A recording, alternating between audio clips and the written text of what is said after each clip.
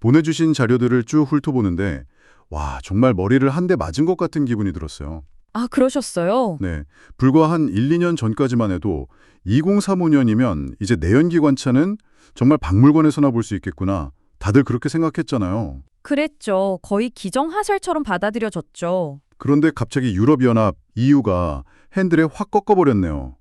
이게 정말 전기차 시대의 끝을 알리는 신호일까요? 아니면 뭐랄까 더 멀리 가기 위한 잠시 숨 고르기일까요? 오늘 저희는 바로 이 질문의 답을 한번 찾아보려고 합니다. 보내주신 자료들을 바탕으로 EU가 왜 이런 결정을 내렸는지, 그리고 이 작은 날갯짓이 수천 킬로미터 떨어진 우리 한국 배터리 산업에는 어떤 태풍을 몰고 오는지 그 핵심을 깊게 파고들어보죠. 네. 한쪽에선 이걸 위대한 타협이라고 부르고 다른 쪽에선 한국 산업에 퍼펙트 스톰이 덮쳤다고 하니 그 진실이 정말 궁금해지네요. 그럼 가장 기본적인 사실부터 좀 확인해보죠. 언론에서는 2035년 내연기관차 판매 금지 철회, 뭐 이렇게 자극적인 제목을 뽑아냈는데 막상 자료를 자세히 뜯어보니까 내용이 좀 다르더라고요. 네, 맞습니다. 이게 완전 백지화는 아닌 거죠. 바로 그 지점이 이번 변화의 핵심입니다. 완전한 유턴이 아니라 아주 교묘하고 또 중요한 방향 수정이죠. 아, 방향 수정. 네. 핵심은 2035년 이소에 판매되는 신차의 탄소 배출 감축 목표를요, 기존의 100%에서 90%로 살짝 낮췄다는 거예요. 90%요? 네. 배출 제로라는 절대적인 목표에서 상당한 감축이라는 약간 유연한 목표로 바뀐 셈입니다. 와, 그 10%라는 작은 틈이 이게 플러그인 하이브리드 전체 시장의 명운을 가를 수 있다니 정말 흥미로운데요? 그렇죠. 사실상 순수 전기차로 가는 길 위에 하이브리드라는 징검다리를 하나 더 놓아준 셈이네요. 정확한 비유입니다. 바로 그 10%의 여유 공간 덕분에 다양한 차들이 생존할 수 있게 됐습니다. 이를 대면 어떤 차들일까요? 예를 들어서 탄소 중립 연료, efuel이라고 하죠. 네, eFuel. 혹은 바이오 연료를 쓰는 고효율 내연기관차, 아니면 플러그인 하이브리드, PHEV 같은 차들이 2035년 이후에도 계속 판매될 수 있는 법적 근거가 마련된 거죠. 잠깐만요. 자료에 나온 것 중에 좀 헷갈리는 게 있었어요.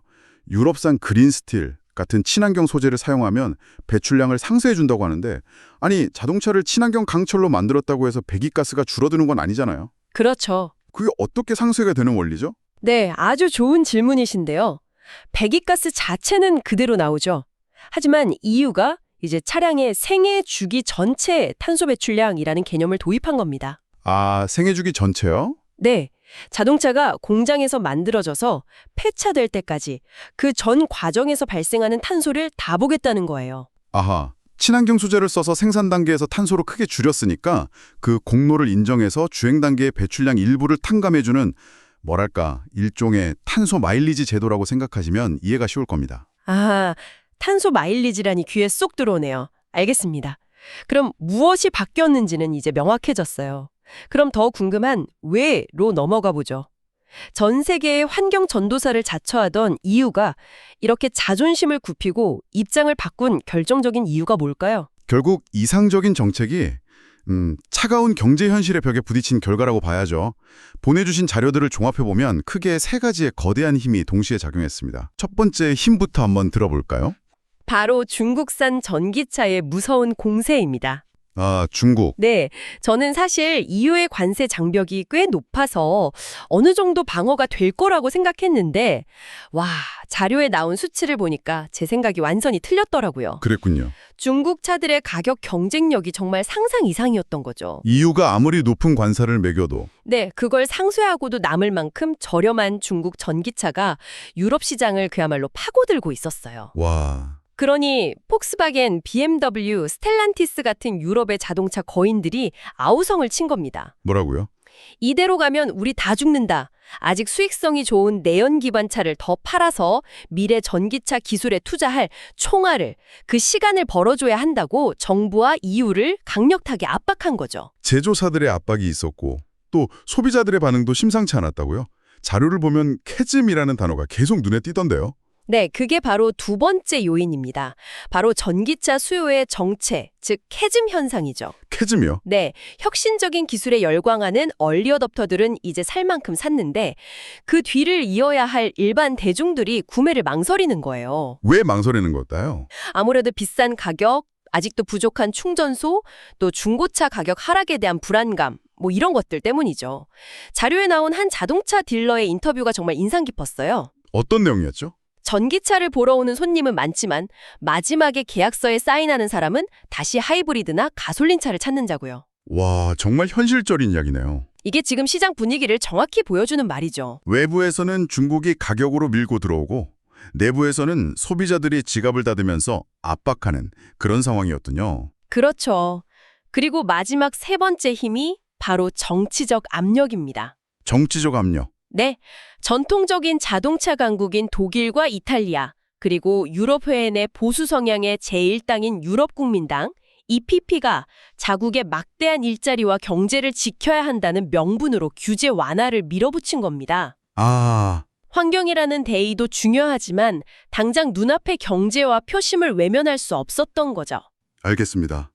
그러니까 이건 단순히 환경 정책의 후퇴, 이게 아니라 지정학적인 문제, 중국, 시장 논리, 캐즘, 그리고 국내 정치라는 세 개의 거대한 톱니바퀴가 딱 맞물려 돌아간 필연적인 결과였군요. 네, 그렇게 볼 수 있습니다. 하지만 보내주신 다른 자료를 보면 환경단체들은 이걸 기후정책에 대한 대역죄라고까지 부르면서 엄청나게 비판하던데요. 당연히 그런 비판이 나올 수밖에 없죠. 산업계의 로비에 완전히 굴복한 결과라고요? 네, 한쪽에서는 현실적인 타협이라고 보지만 다른 쪽에서는 미래 세대에 대한 배신이라고 보는 겁니다.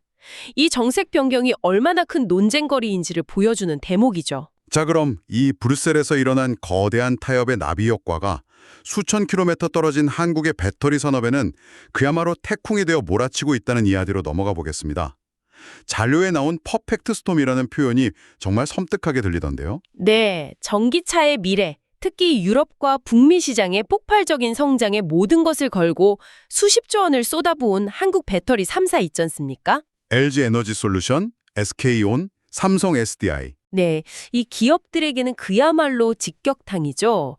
전동화 전환 속도가 늦춰진다는 건 이들이 세운 대규모 공장 증설 계획과 수익 회수 시점에 직접적인 차질이 생긴다는 의미니까요. 현재 상황을 보여주는 구체적인 수치가 좀 있을까요? 완성차 업체들의 주문이 급격히 줄면서 북미에 지은 최신 공장들의 가동률이 50% 수준까지 떨어졌다는 보고가 나오고 있습니다. 50%요? 공장을 절반만 돌리고 있다는 얘기네요. 맞습니다.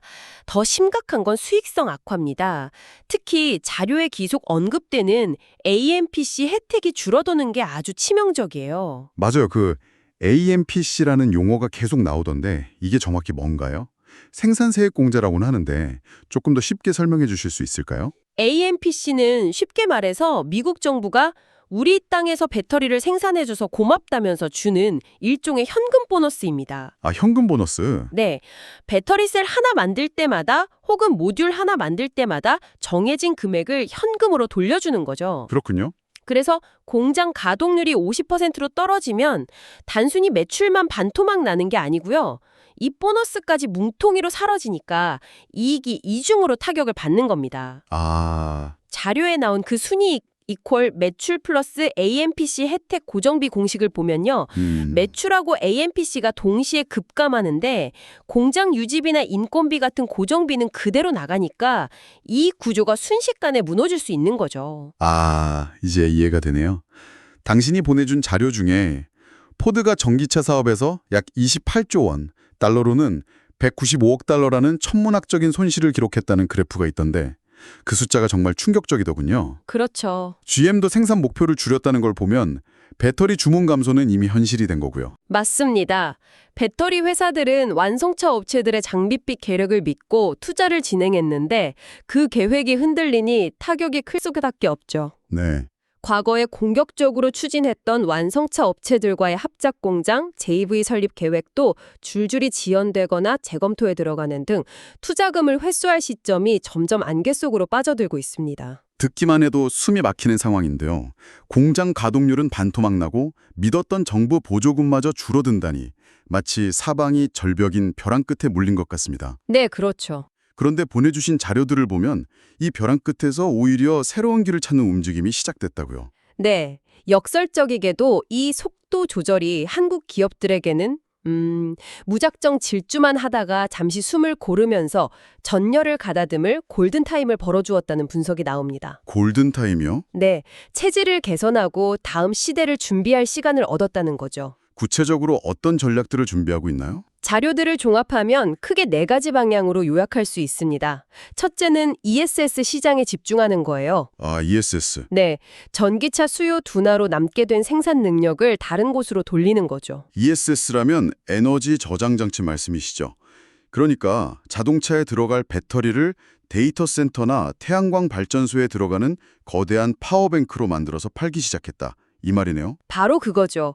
그리고 둘째는 LFP 배터리 양산을 서두르는 겁니다. LFP. 그동안은 비싸지만 성능 좋은 삼원계 NCM 배터리에 집중했거든요. 네네. 이제는 시장의 대세가 된 가성비 좋은 LFP, 즉 리튬 인산철 배터리 생산을 본격화해서 중국과 가격으로 정면 승부를 보겠다는 전략입니다. 결국 시장의 눈높이에 맞춰서 제품 라인업을 다변화하는 거군요. 맞습니다.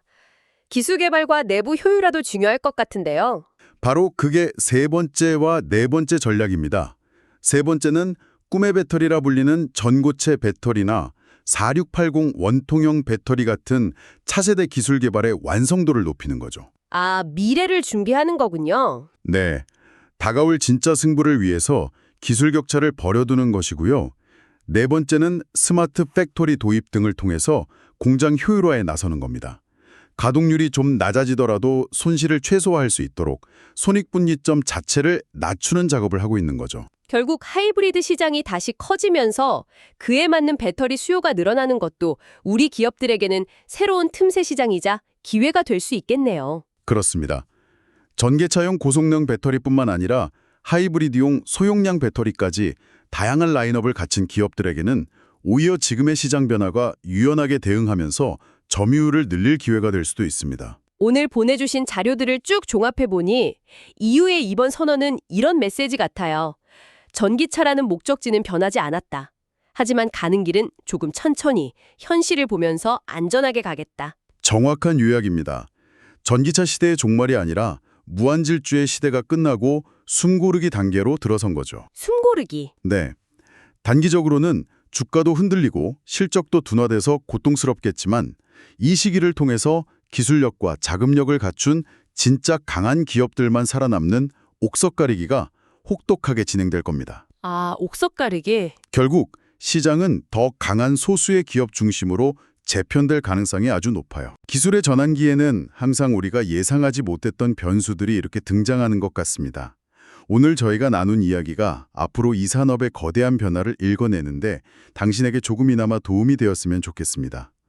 마지막으로 생각해 볼 질문을 하나 던져드리고 싶어요. 이번 사태는 이상적인 미래와 복잡한 현실 사이의 타협점을 명확하게 보여줍니다. 그렇죠. 우리가 필연적인 미래라고 믿는 다른 기술들, 예를 들어 인공지능 AI의 발전이나 완전한 신재생 에너지로의 전환 같은 분야에서도 이와 비슷한 현실적인 타협 혹은 숨고르기 단계가 나타나지는 않을까요? 어쩌면 모든 거대한 변화는 직선이 아닌 수많은 굴곡과 후퇴를 거쳐 완성되는 것일지도 모르겠습니다.